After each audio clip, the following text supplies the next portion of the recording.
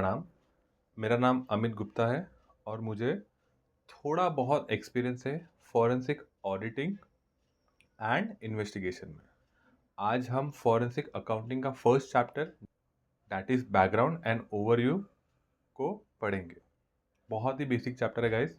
आपको ऐसा लगेगा कि बीकॉम के चैप्टर है। मैंने बहुत ही सरल भाषा में मैंने इसको एक्सप्लेन किया है।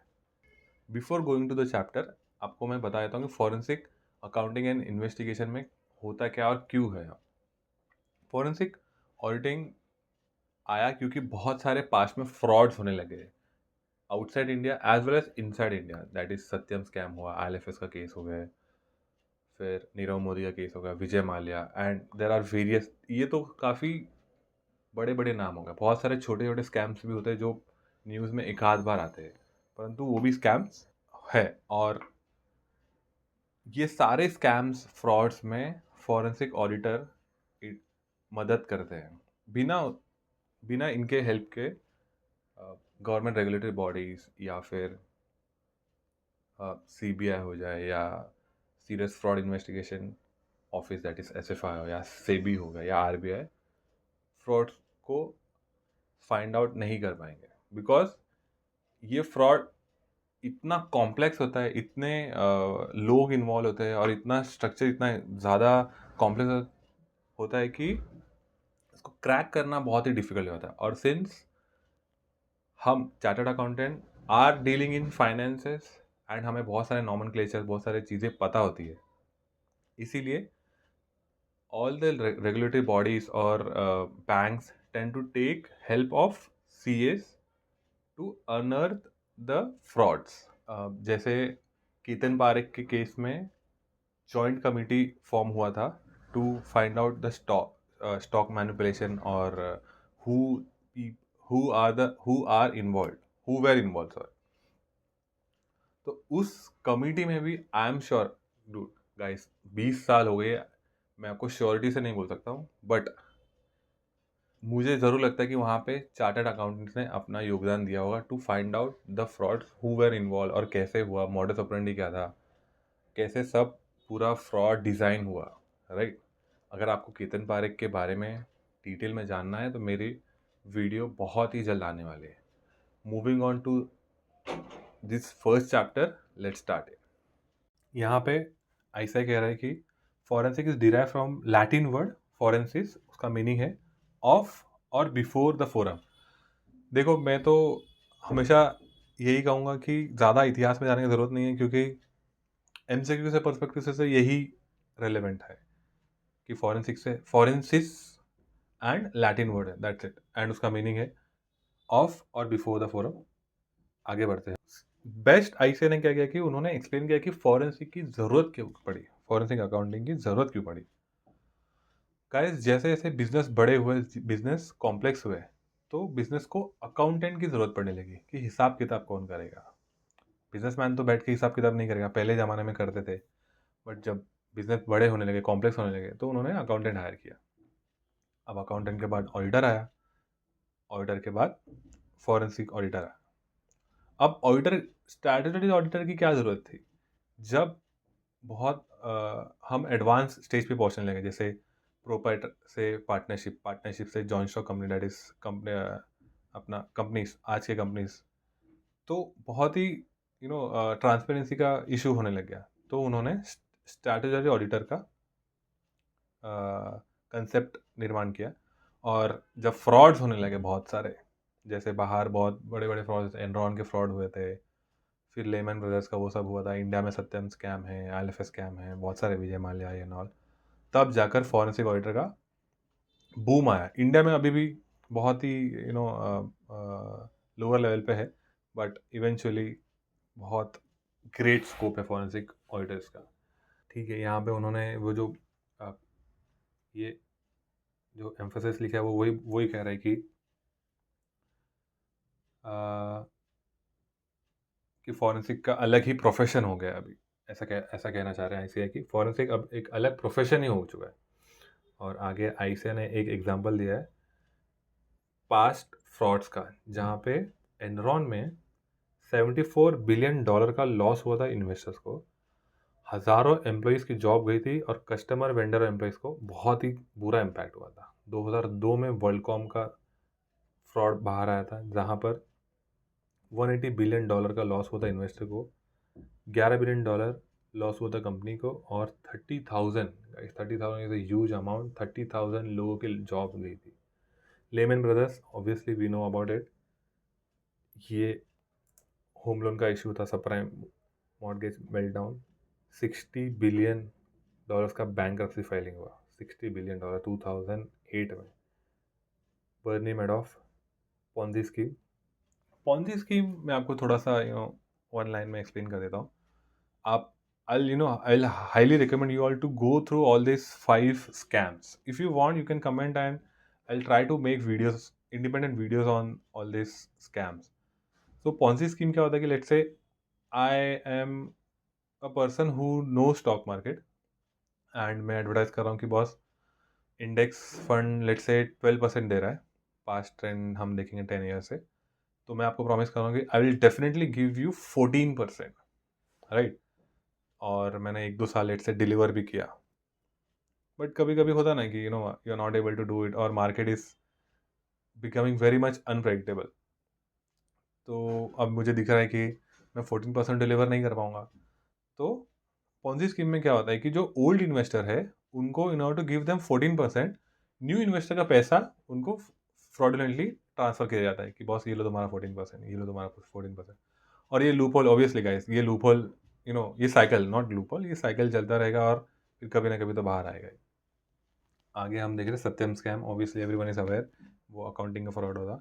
इनफैक्ट एनरॉन एंड वर्ल्डकॉम में भी अकाउंटिंग का ही फ्रॉड हुआ था। तो उसका आईसीआई ने बहुत ही बेसिक जिस्ट दिया नीचे, रीड करोगे तो आप भी बोलोगे वही अकाउंटिंग फ्रॉड ही लिखा है, but if you really want तो आप कमेंट कीजिए, मैं डेफिनेटली इस पर वीडियो बनाऊंगा, इंडिपेंडेंट वीडियो जेन्युइनली बनाऊंगा। यहाँ पे देखो मैंने हाईलाइट भी किया है, यहाँ पे एनरॉन के केस में मेजर अकाउंटिंग फ्रॉड हुआ था 2001 में जो हाईलाइट हो गया था। हाँ, तो एनरॉन, इसमें क्या लिख रहा है, एनरॉन जो भी गड़बड़ कर रहा था, गड़बड़ घोटाले, वो अपने एसपीवीज में कर रहा था। एसपीवीज में डेट ज़्यादा है और या लॉस बुकिंग है, और जो मेन कंपनी है एनरॉन की उसमें सब क्लीन, सब प्रॉपर दिख रहा है, एवरीथिंग इज प्रॉपर। ये जो एनरॉन का फ्रॉड है वो एक वीपी ने एक्सपोज किया था, और एनरॉन ने 2001 में बैंक्रप्सी फाइल की थी। और गाइस, एक चीज़ यहाँ पे आईसीआई ने भी हाईलाइट की है कि उनका ऑडिटर, उन्होंने इम्पोर्टेंट डॉक्यूमेंट्स को डिस्ट्रॉय कर दिया था, श्रेड कर दिया था। श्रेड पता है ना, श्रेडर मशीन आता है, श्रेड कर दिया था। और गाइस, अब इंडिया में तो हमेशा ये डिबेट होता रहता है कि ऑडिटर इन्वॉल्व है, ऑडिटर इन्वॉल्व नहीं है, बट इस केस में तो डेफिनेटली डायरेक्टली बोल दिया गया कि auditor was involve. And after this scam बहुत सारे लॉज एंड रेगुलेशंस आए, एंड सर्बेंस ऑक्सले एक्ट 2002 जो हमें सबको पता है, वो भी तभी आया था आफ्टर दिस स्कैम। वर्ल्डकॉम का इसके बाद स्कैम, वर्ल्डकॉम स्कैम का आईसीआई ने एग्जांपल लिया, वो भी सेम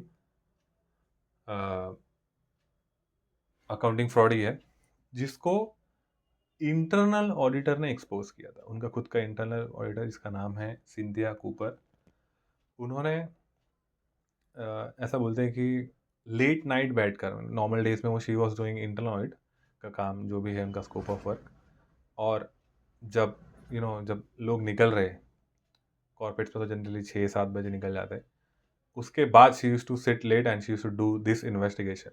तो उन्होंने ये पूरा स्कैम एक्सपोज किया था। यहाँ पे मैंने हाईलाइट किया कि उन्होंने क्या एक्सपोज किया था कि जो रेवेन्यू एक्सपेंस है, तो वर्ल्डकॉम उसको कैपिटल एक्सपेंस करके दिखा रहा था। और इससे क्या होगा गाइस, फ्रॉड हम क्यों करते हैं? एजेंडा ये होता है कि अपना बैलेंस शीट पीएनएल मस्त दिखना चाहिए एकदम, भाई अच्छा है, सब अच्छा अच्छा दिखना चाहिए। तो अगर आप एक्सपेंस को कैपिटलाइज कर दोगे तो आपका प्रॉफिट बढ़ जाएगा, एक्सपेंस कम हो जाएगा, प्रॉफिट बढ़ जाएगा। तो यही है, वही लोग मैंने हाईलाइट किया यहाँ पे। और $2 बिलियन का अकाउंटिंग एंट्री में फ्रॉड हुआ था, $2 बिलियन। फिर नेक्स्ट हम आगे बढ़ते हैं।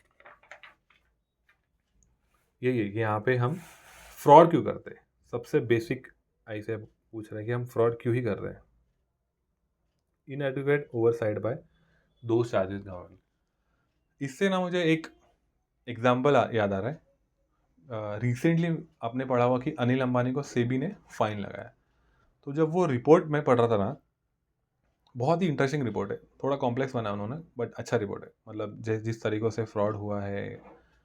तो अभी मैं बेसिक क्वेश्चन आपको एक पूछूंगा कि if you want to take a loan and I don't know who you are, आप हो सकते हो स्टूडेंट हो तो होम लोन, नहीं not home loan, education loan, या आपके पिताजी, या आप बड़े हो, मतलब कॉलेज हो गया आपका and you are going for a jobs वगैरह, तो कोई भी टाइप का लोन हो, आप बिजनेस मैन हो, पर्सनल लोन हो, वर्किंग कैपिटल लोन हो, कुछ भी हो guys,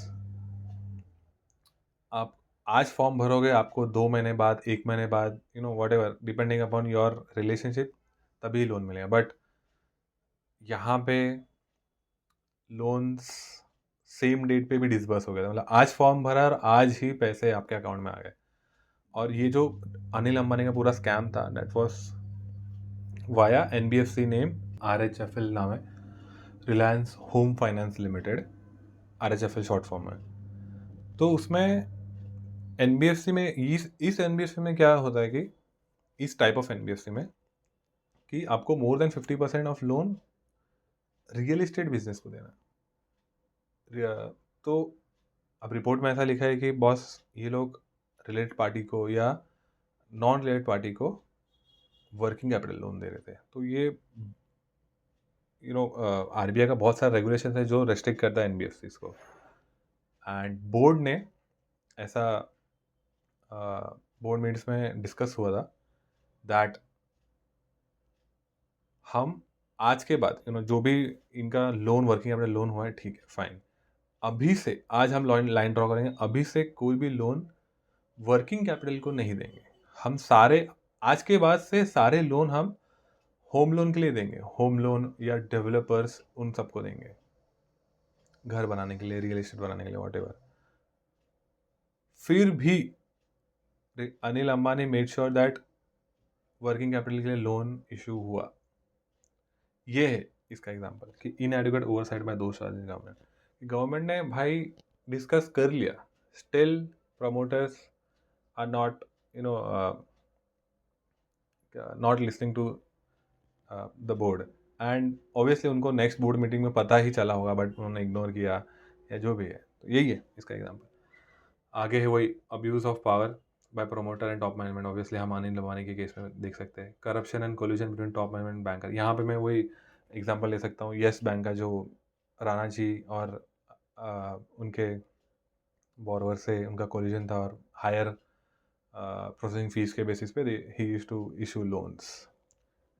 short term performance pressure, बहुत ही बेसिक, जब आपको बहुत ही कम टाइम में ज़्यादा अचीव करना है तो you tend to take shortcuts, and obviously we are all aware that shortcut is not good. And हम आगे हैं failure on the part of auditor. इस पे तो this is debatable topic, I don't want to comment on this कि whether auditors are involve in the frauds और not. Last Enron में हमने देख लिया कि Arthur was the auditor and he destroyed various evidences, as well as वर्ल्डकॉम में भी Arthur ही था। एंड इंडिया में भी बहुत सारे फ्रॉड्स में कुछ कभी कभी होते हैं इन्वॉल्व, कभी कभी depends, I don't want to comment on that. Let's see, आगे बढ़ते हैं। ये पैरास बहुत ही ईजी है। इंक्रीजिंग इंपॉर्टेंस, मतलब इंपॉर्टेंस, हम फॉरेंसिक अकाउंटिंग का इंपॉर्टेंस इंडिया में कैसे बढ़ रहा है, वही है कि फ्रॉड्स बढ़ रहे हैं, बहुत ज़्यादा फ्रॉड्स बढ़ रहे हैं, और फ्रॉड्स बढ़ रहे हैं तो रूल्स आएगा, रेगुलेशंस आएंगे, रूल्स आएगा, रेगुलेशन आएंगे, तो फिर हमारे नए नए काम आएंगे कि बॉस। और फ्रॉड पकड़ना is very different from doing stat audit, internal audit और कंटर्न ऑडिट और any kind of audit, this very much different ball game. तो वहाँ से हमारा फॉरेंसिक ऑडिटिंग का डिमांड बढ़ने लगा। ये देखो, financial manipulation, statement distortion, stock price manipulation, tax fraud, financial frauds. यहाँ पे लिखा है there is significant increase in importance of forensic accounting profession all over the world and more in India, obviously due to increase in fraud. और यहाँ पे example में ICI यही वो वर्ल्ड कॉम का एग्जाम्पल ले रहा है। She was very persistent and she use to work after office to catch the fraud.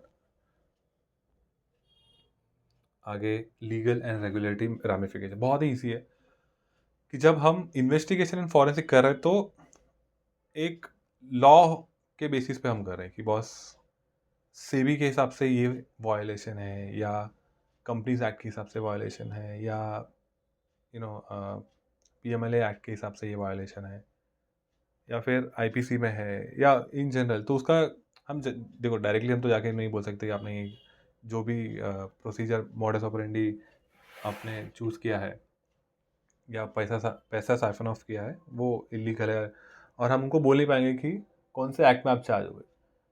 तो बहुत सारे एक्ट से which govern forensic audit as well as investigation. यहाँ पे वही आईसीआई कहना चाह रहा है कि जो भी CA person who is doing this job should know all the basic acts which governs forensic audit and violation, forensic audit and investigation. तो सेबी में सेबी का खुद का एक्ट है, एसएफआईओ कंपनीज एक्ट को लेके चलता है, ईडी पीएमएलए को चलता है, और CBI as well as EOW वो इन जनरल सारे एक्ट को कवर करता है। वहाँ पे उनको जो भी कंप्लेंट मिला तो वो सभी को चूज़ करता है, siphoning, misutilization, diversion, personal enrichment और fraudulent transaction, manipulation of books of account, ये सारे वो सेबी एंड ईओडब्ल्यू देखते हैं। आगे बढ़ रहे हैं हम। ये जो मैं हिंदी में बोला वही इसका मीनिंग है। हाँ, ये यहाँ पे एग्जांपल ऐसा कहना चाह रहे हैं कि जो भी while doing forensic audit as well as investigation, तो हम जब भी ये फ्रॉड्स अनर्थ कर रहे हैं, जब हम ढूंढ रहे हैं, तब ये कहीं ना कहीं कभी ना कभी तो कोर्ट ऑफ लॉ में जाने वाला है। तो यहाँ पे आईसीआई यही बोल रहा है कि जब हम एविडेंसेस गैदर कर रहे हैं तो वो इस तरीके से हम गैदर करें, एज वेल इस तरीके से स्टोर करें ताकि वो एनफोर्सेबल बाय लॉ। ऐसा ना हो कि कोर्ट ऑफ लॉ में वो बोले कि भाई ये तो कहीं से भी तुमने उठा लिया है, this evidence is not valid. तो वही है।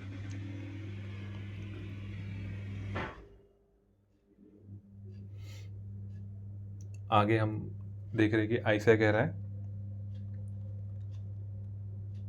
कि यहाँ पे वेरियस लॉज एंड गवर्नमेंट है। तो first is a professional is appointed by some regulatory authority. तो देखो सेबी एज वेल एज जहाँ पे ऊपर मैंने एग्जांपल है SEBI, SFIO, EOW, CBI, PMLA, सारे के सारे वो किसी न किसी सीएस या सीएमए या अदर प्रोफेशन का वो हेल्प लेते हैं।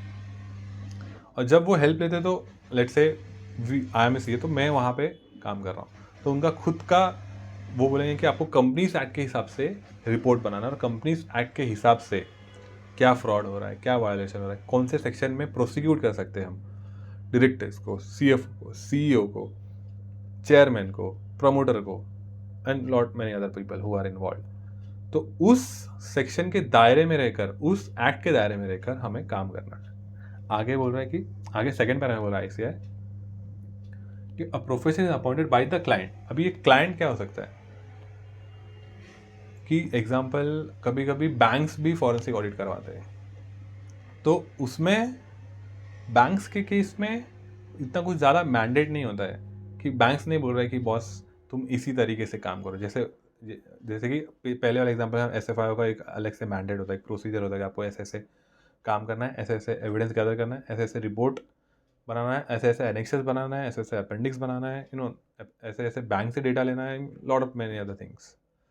बट बैंक्स अगर आपको डायरेक्टली अपॉइंट करे सीए फर्म्स को या अदर प्रोफेशंस को कि बॉस गो एंड चेक कि जो भी अगर बुक्स ऑफ अकाउंट मैनिपुलेटेड है क्या, या फिर मेरा फंड्स कहाँ चले गए, जो मैंने लोन डिसबर्स करवाया वो कहाँ गए, वो प्रॉपरली यूटिलाइज हुआ है कि नहीं, या फिर उसमें कुछ कवरेंट्स है हुआ लोन्स में ना कवरेंट्स मीन्स कंडीशन कि बॉस अगर मैं आपको वर्किंग कैपिटल लोन दे रहा हूँ तो सारे के सारे सेल्स का पैसा मेरे बैंक अकाउंट के करंट अकाउंट में आना चाहिए। तो वो फॉलो हो रहा था क्या, या दूसरे में भी जा रहा था, क्योंकि अगर let's say yes bank issue करा और उसमें कवरेंट से कि सारे के सारे सेल्स के पैसे येस बैंक के करंट अकाउंट में आना चाहिए, तो वो लोग येस बैंक एक ऑडिटर अपॉइंट करता है कि वो चेक करता रहता है कि सारे पैसे आ रहे हैं और पैसे कहाँ जा रहे हैं। तो सारे पैसे तो चेक नहीं कर पाते क्योंकि तभी तो इतना ड्यूरिंग द प्रोसेस इतना पता नहीं चलता, बट पैसे डेबिट कहाँ कहाँ जा रहे हैं वो लोग चेक कर देते हैं। तो बड़े बड़े डेबिट्स पे वो लोग क्वेश्चन पूछते हैं कि ये सपोज 1000 करोड़ का डेबिट है, वो कहाँ जा रहा है, या 100 करोड़ का डेबिट है, ये क्यों डेबिट है, तो वो रीज़न पूछते हैं। बट अगर तुमने येस बैंक में डाला ही नहीं पैसा, जैसे SBI करंट अकाउंट में डाल दिया, तो फिर तो गया, राइट।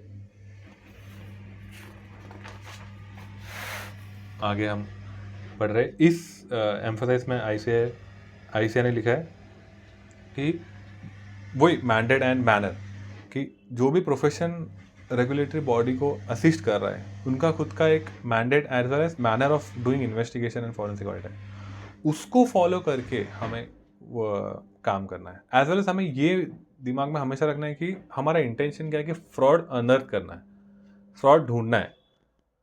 और कभी कभी ऐसा भी हुआ है, मतलब मेरे साथ तो हुआ है कि मैंने फ्रॉड ढूंढ लिया है, बट कौन से सेक्शन में फॉल करेगा वो मतलब वो है ही नहीं, उस एक्ट में नहीं लिखा है, कोई दूसरे एक्ट में लिखा है, तो अभी क्या करना है, तो भी हम कैसे ना कैसे तो कर ही लेते हैं। हमारा इंटेंशन क्लियर होना चाहिए कि बॉस हम कैसे कि कोई भी मॉडस ऑपरेंडी हो हम ढूंढ लेंगे, ठीक है, बाद में हम कोई भी सेक्शन नहीं लग रहा है तो जेनरिक सेक्शन में हम डाल के कोर्ट ऑफ लॉ में भेज देंगे। अब यहाँ पे ICAI बोल रहा है कि लॉस जो है जो डायरेक्टली इंपैक्ट कर रहा है, सेकंड में जो डायरेक्टली इंपैक्ट नहीं कर रहा है।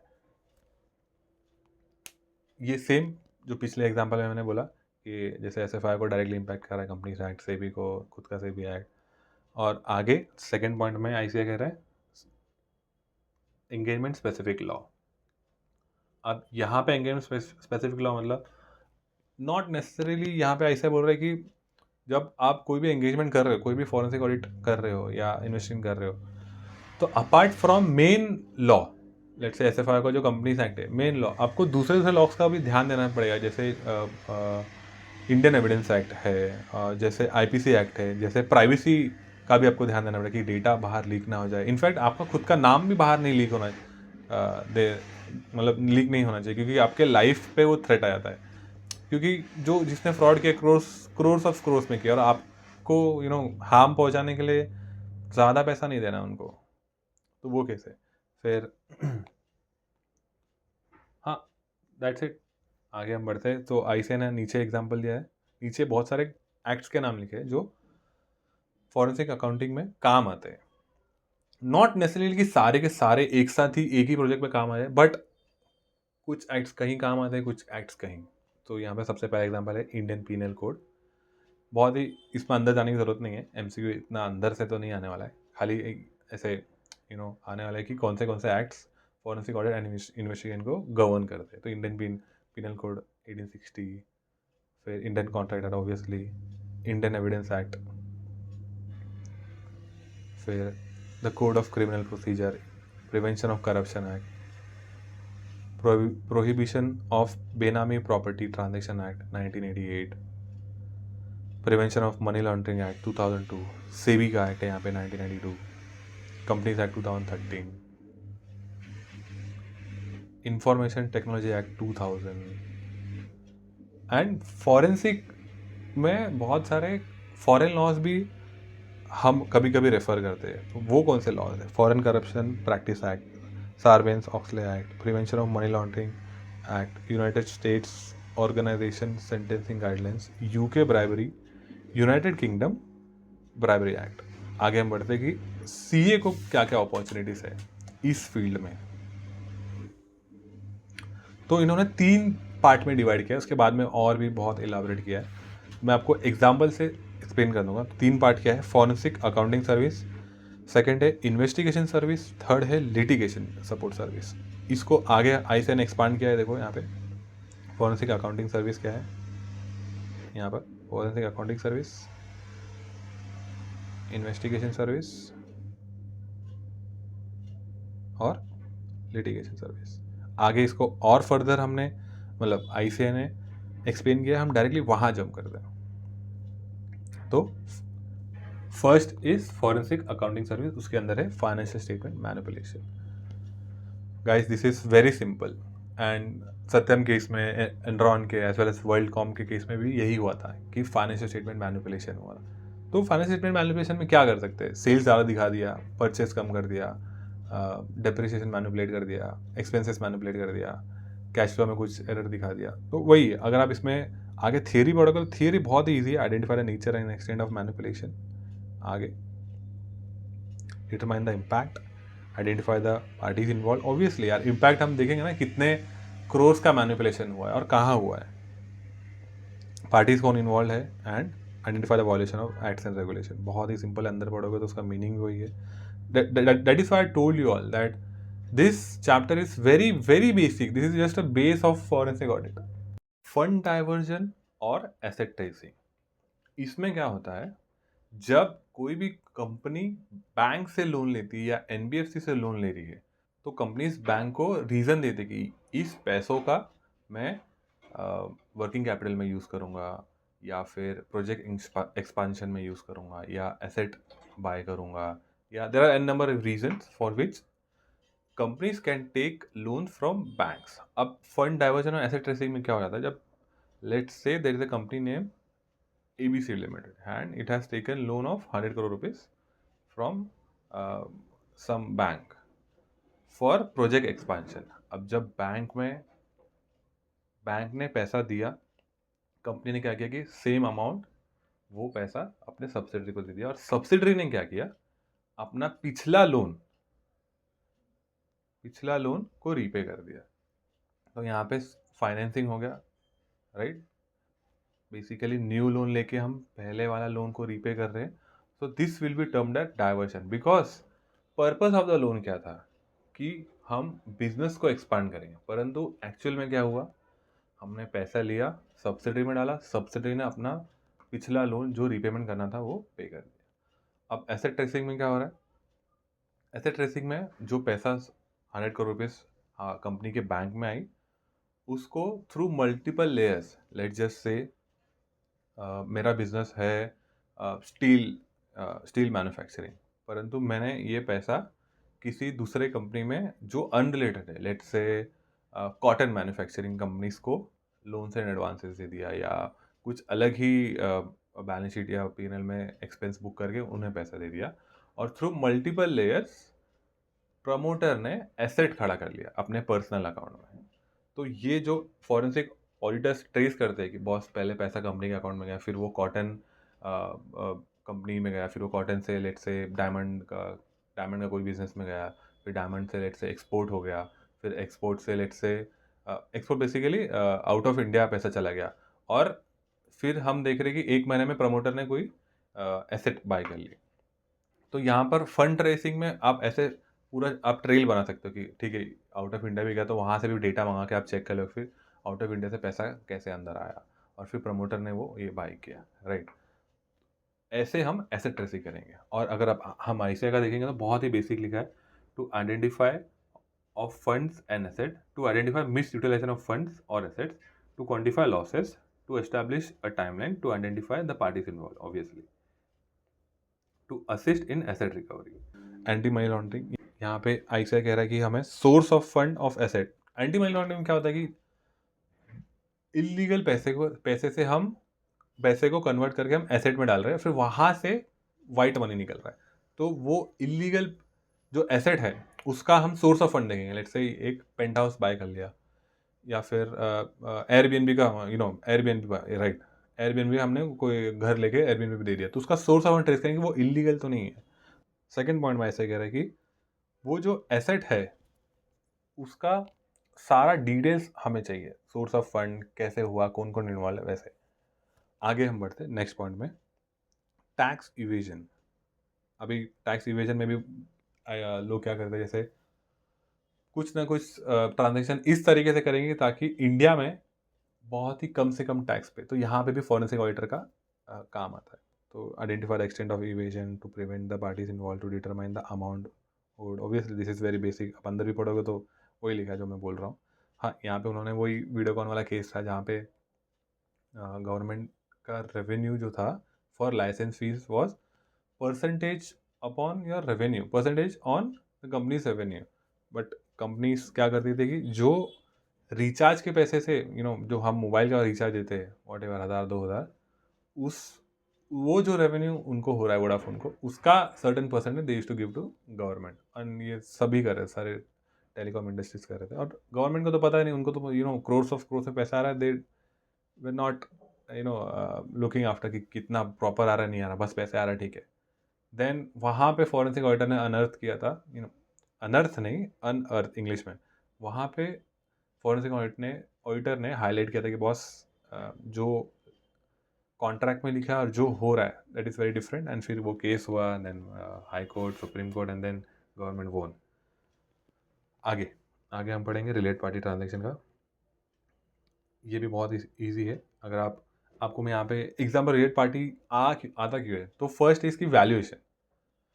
देखो, अगर सेल्स और परचेज आउटसाइड इंडिया हो रहा है ना, तो ट्रांसफर प्राइसिंग है टैक्स में, वो थोड़ा बहुत चेक करता है, थोड़ा बहुत ही चेक करता है गाइस, आई टेल यू। मतलब कितना भी लॉस एंड रेगुलेशन बना लो, ये जिस तरीके से यहाँ फ्रॉड होता है ना, यू कैन नेवर इमेजिन। तो बट इनसाइड, मतलब इनसाइड आवर कंट्री अगर रिलेट पार्टी ट्रांजेक्शन हो रहा है, जैसे मेरी सिस्टर कंपनीज है, तो वैल्यूएशन क्या करने का, अंडर वैल्यूड हो सकता है, वो ओवर वैल्यूड हो सकता है। प्लस अगर मैं बोल रहा हूँ कि भाई उनसे मुझे सर्विस मिला, इनवॉइस तो है बट सर्विस मिला कि नहीं, अगर मैं बोल रहा हूँ मेरे को 500 करोड़ का सर्विस मिला लास्ट 3 साल में, क्या मिला बिल पे, सिर्फ ये लिखा कंसल्टिंग सर्विस, बस पता नहीं ना, तो वहाँ पे भी फॉरेंसिक ऑडिटर का काम आता है। हाँ, to identify the conflict of interest, to address the risk of fraud, to quantify the impact on financial statement, to evaluate compliance with laws and regulation। आगे valuation estimation of loss and damages, ये भी बहुत ही basic है। वही valuation आ गया, तो वही over valuation, under valuation, estimation of loss and damages का मैं आपको एग्जांपल दूं कि let's say there is a company name ABCD, उसका कुछ वेयर हाउस है, और पूरे वेयर हाउस में आग लग गई, एंड बिजनेसमैन को पता है कि बॉस 100 रुपये का गुड्स था, बट वो क्लेम कर रहा है 10,000 रुपये। अब इंश्योरेंस कंपनी को ये एक्सपर्टाइज तो नहीं है कि बॉस उसमें कितना गुड्स सका था, क्या वैल्यू था, हो सकता है वो रॉ मटेरियल है, किसी किसी कंपनी का हो सकता है ना कि रॉ मटेरियल बहुत चीप है बट फिनिश गुड बहुत एक्सपेंसिव है ना। तो और जो प्रमोटर है वो बोल रहा है यहाँ पे फिनिश गुड्स था, बट फिनिश गुड कहीं और था, क्या पता, रिकॉर्ड्स तो चेंज कर सकते। यहाँ पे भी फॉरेंसिक ऑडिटर काम आता है कि वेदर जेन्युइनली गुड्स था कि नहीं, और था तो कितना था, और कौन सा था, और किस लेवल पे था, वो रॉ मटेरियल था, सेमी फिनिश था, या फिनिश गुड्स था, और मशीनरी थे तो उसका क्या वैल्यू था, डिप्रेशन होके आज का वैल्यू क्या, बहुत सारे परमुटेशन कॉम्बिनेशन, वहाँ पे भी फॉरेंसिक ऑडिटर का रोल आता है। अगर आप पढ़ोगे तो ICAI ने क्या एकदम basically determine the extent of loss, identify the root cause of financial damage, evaluating the impact of damages and loss, assessing the reliability of financial statement. आगे सस्पिशियस ट्रांजेक्शन अंडर IBC।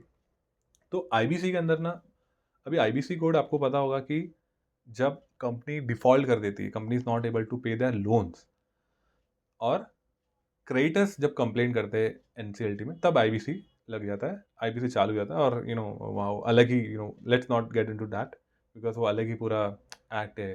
तो उसमें कुछ कुछ sections में forensic auditor का rule आता है। तो वो कहाँ कहाँ आता है, तो उसमें है ना एक 2-3 सेक्शंस का मैं आपको बता दूँ, मैंने लिखे रहते हैं सेक्शन 43, 45 एंड 50।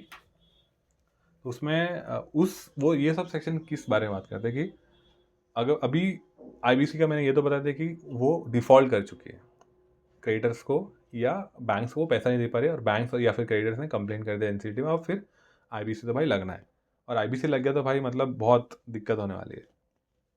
तो गवर्नमेंट ने या जो भी एक्ट फॉर्मुलेट करा, उन्होंने ये तो ध्यान रखा कि बॉस प्रमोटर को तो पता चल जाता है कि कंपनी का दिवाला निकलने वाला है, तो वो हो सकता है कुछ ना कुछ कीड़ा कांडी कर दे एंड में, और थोड़ा सा पैसा यहाँ वहाँ निकाल ले। तो उन्होंने 4-5 सेक्शन लिखे, जिसमें एक सेक्शन में लिखा है कि अगर ट्रांजेक्शन किसी एक पार्टी से बहुत ही प्रेफरेंशियल बेसिस पे हो रहा है, ये लास्ट 2 साल में, मतलब कंप्लेंट करने के पिछले 2 साल में अगर आपको देखना है, अगर रिलेट पार्टी है तो 4 साल हो जाएगा। तो ये याद रखना, मैं रिपीट नहीं करूँगा, 2 साल अनरिलेट पार्टी, और रिलेट पार्टी से 4 साल प्रेफरेंशियल ट्रांजेक्शन हो रहा है कि इसी के साथ हो रहा है। बट पहले अगर देखोगे, इससे पहले तो नॉर्मली ट्रांजेक्शन हो रहे थे, मतलब 10 करोड़ का या 15 करोड़ का फाइन, बट लास्ट 2 साल या 4 साल में भाई वॉल्यूम बहुत बढ़ गया, 50 करोड़, 60 करोड़, वो सेल्स का परसेंटेज पहले होता था, सेल्स का 20% या 15% तक ही होता था। अभी लास्ट 2 साल में 50-60% of sales is coming from this party, this particular party या रेड पार्टी। तो उसको चेक करना पड़ेगा हमें कि वो जो वैल्यूएशन है वो बराबर था कि नहीं, वो एक्चुअल ट्रांजेक्शन है कि नहीं, क्योंकि सेल्स हुआ तो डेटर आएगा और फिर पैसे मूव ऑन होंगे। तो there are lot of thing, हो सकता है वो परचेज भी है तो पैसे मूव कंपनी से बाहर जा रहे हैं, जनरली परचेज होता है। जनरली प्रमोटर पैसे निकालना चाहेगा इस कंपनी से, तो मैंने सेल्स का थोड़ा सा गलत एग्जाम्पल दे दिया, परंतु परचेज हो गया। या फिर सेकेंड एग्जाम्पल है, उन्होंने एग्जॉर्बिटेंट क्रेडिट का एग्जाम्पल दिया। मैं यहाँ पे हाईलाइट कर देता हूँ, यहाँ पर है। तो एग्जॉर्बिटेंट क्रेडिट मतलब एक्सटॉर्डिनेट क्रेडिट, सॉरी एग्जॉर्बिटेंट क्रेडिट नहीं, एक्सटॉर्डिनेट क्रेडिट। वहाँ पे क्या हो रहा है कि अभी मार्केट में अब कंपनीज को अगर वर्किंग कैपिटल लोन लेना है या एनी टाइप ऑफ लोन लेना है तो एक सर्टेन परसेंटेज है, depending upon your risk and your capacity, आपका बिजनेस कैसे हो रहा है, तो बैंक्स वैसे ऑफर करती है। बट ऐसा हो सकता है कि कोई एक अलग कोऑपरेटिव बैंक आई, उन्होंने इनको लेट्स से 36% पे लोन दिया और इन्होंने ले भी लिया।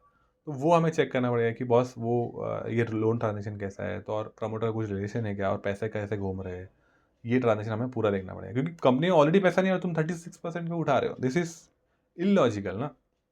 आगे हम देख रहे हैं अंडर वैल्यू ट्रांजेक्शन, कि हम लेट्स से कंपनी का एसेट ही बेच दिए किसी को अंडर वैल्यू ट्रांजेक्शन में, और उसको बाद में फिर अलग से बैक एंड से पैसा प्रमोटर निकाल रहा है, वो चेक करना पड़ेगा हमें। फिर ट्रेडिंग, फ्रॉडुलेंट ट्रेडिंग हमें देखना पड़ेगा कि लास्ट 2 साल या 4 साल में फ्रॉडुलेंट ट्रेडिंग हुआ क्या। वैसे आगे हम बढ़ते हैं, फॉरेंसिक इन्वेस्टिगेशन। ये भी वही है, forensic investigation is much deeper concept than forensic audit, because investigation generally government regulatory bodies करती है, और वहाँ पे फॉरेंसिक में क्या होता है कि वो ऐसे ऐसे वर्ड यूज़ करते हैं कि हो सकता है, मतलब पोटेंशियल एनोमलीज, या फिर there might be a siphoning of fund, और the it portrays that there is a diversion of fund. ऐसे नहीं, इन्वेस्टिगेशन में एकदम कॉन्क्रीट एविडेंस चाहिए, कॉन्क्रीट कि भाई साइफनिंग हुआ है और ये पर्सन इन्वॉल्व है और ऐसे ऐसे हुआ है, तो उसको कहते हैं फॉरेंसिक इन्वेस्टिगेशन। आगे अगर आप इसका वही पढ़ोगे तो identify nature and extend of suspected fraud, determine the impact of suspected fraud, identify the parties involve, identify the violation of acts regulation.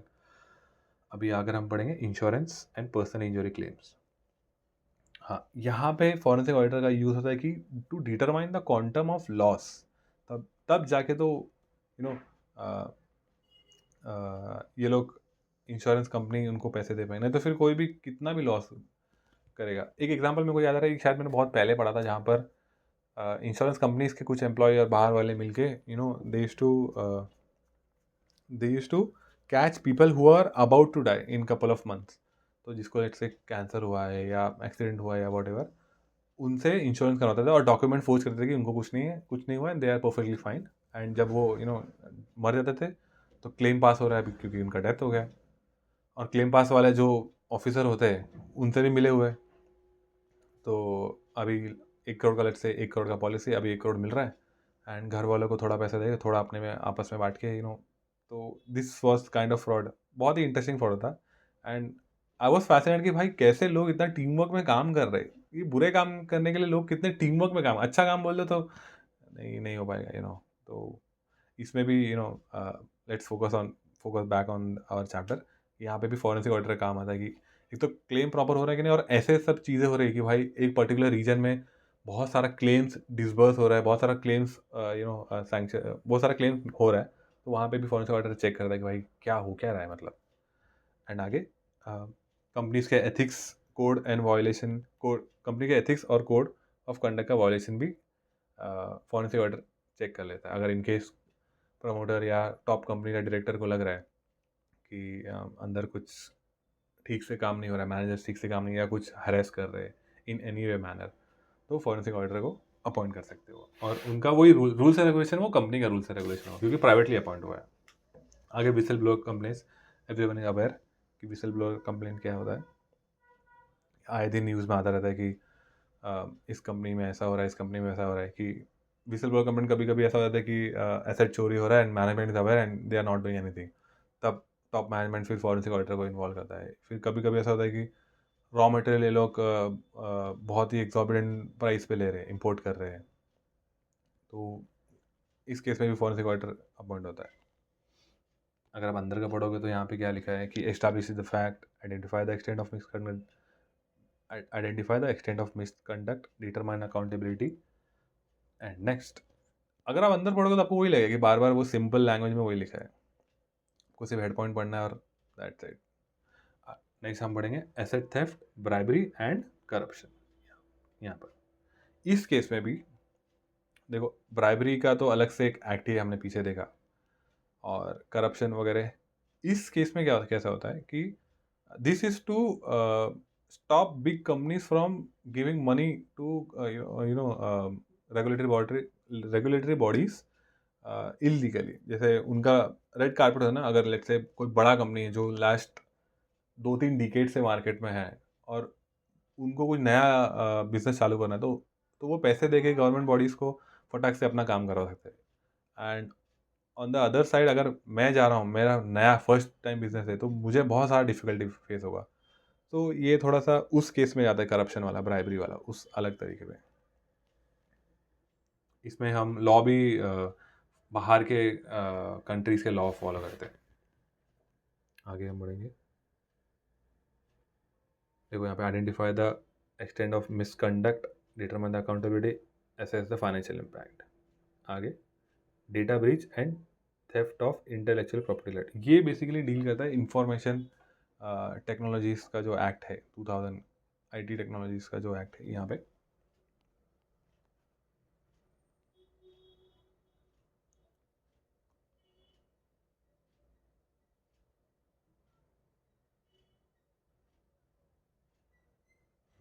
यहाँ इंफॉर्मेशन टेक्नोलॉजी एक्ट 2000, तो उसका कुछ ब्रीच हुआ है, प्राइवेसी का कुछ ब्रीच हुआ है, डेटा कंपनी का बाहर चला गया, तो उस केस में फॉरेंसिक ऑडिटर आता है। जनरल फॉरेंसिक ऑडिटर नहीं, यहाँ पे वो टाइप का फॉरेंसिक ऑडिटर है जो पर्टिकुलरली इस डोमेन में स्पेशलाइज्ड है, राइट।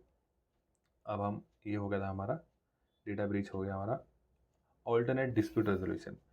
ये भी बहुत इजी है।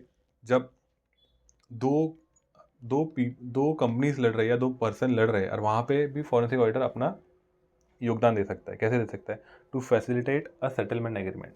सेटलमेंट एग्रीमेंट में वो अपना एक्सपर्ट ओपिनियन दे सकता है, वो एनालाइज कर सकता है कि बॉस नहीं आपका गलती ज़्यादा था, इनका गलती कम था, या या क्वांटम ऑफ लॉस डिटरमाइन करने के लिए। फिर आगे आइडेंटिफाई द इश्यूज़।